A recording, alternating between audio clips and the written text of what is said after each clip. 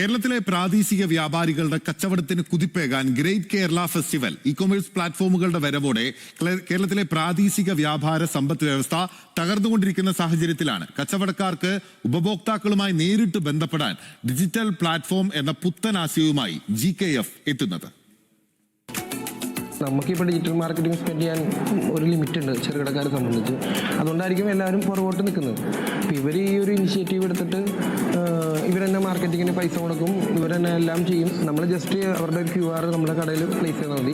കേരള സംസ്ഥാന വ്യാപാരി വ്യവസായി സമിതിയുടെ സഹകരണത്തോടെ സംസ്ഥാനത്തെ 14 ജില്ലകളിലെയും വ്യാപാരികളെ കോർത്തിണക്കിക്കൊണ്ടാണ് ഗ്രേറ്റ് കേരള ഫെസ്റ്റിവൽ അഥവാ GKF സംഘടിപ്പിച്ചത്.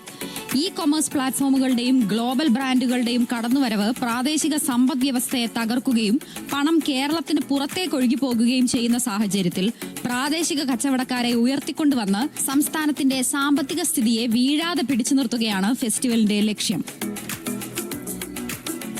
സംസ്ഥാന കേന്ദ്ര സർക്കാരിന്റെ ഖജനാവിലേക്ക് വരുന്ന വരുമാനത്തിന്റെ സിംഹഭാഗവും കേരളത്തിലെ വ്യാപാര മേഖലയിൽ നിന്ന് പകർന്നു നൽകുന്ന ചെറുതും വലുതുമായിട്ടുള്ള നികുതികളാണ്. ആ വ്യാപാരികളുടെ നിലനിൽപ്പ് വ്യാപാരികളുടെ മാത്രം ആവശ്യമല്ല, അവിടെ പണിയെടുക്കുന്ന ലക്ഷക്കണക്കിന് വരുന്ന തൊഴിലാളികളുടെയും അനുബന്ധമായി പ്രവർത്തിക്കുന്ന ആളുകളുടെയും നമ്മുടെ നാട്ടിലെ ജനങ്ങളുടെയും ആവശ്യമാണ്. അപ്പോൾ ആ വ്യാപാര മേഖല നിലനിർത്താൻ ആവശ്യമായിട്ടുള്ള പ്രവർത്തനങ്ങളിൽ നമ്മുടെ നാട് വലിയ രീതിയിൽ പങ്ക് നിർവഹിക്കേണ്ടതുണ്ട്.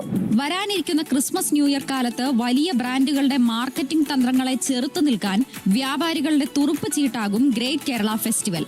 വ്യാപാരികളുടെ ഓഫറുകൾ QR കോഡുകൾ വഴി ജനങ്ങളിൽ എത്തിച്ച് ഉപഭോക്താക്കളെ നേരിട്ട് കടയിലെത്തിക്കുന്ന രീതിയിലാണ് ഫെസ്റ്റിവൽ ഡിസൈൻ ചെയ്തിരിക്കുന്നത്.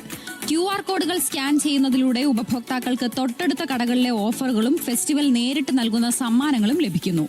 ന്യൂസ് മലയാളം, കൊച്ചി.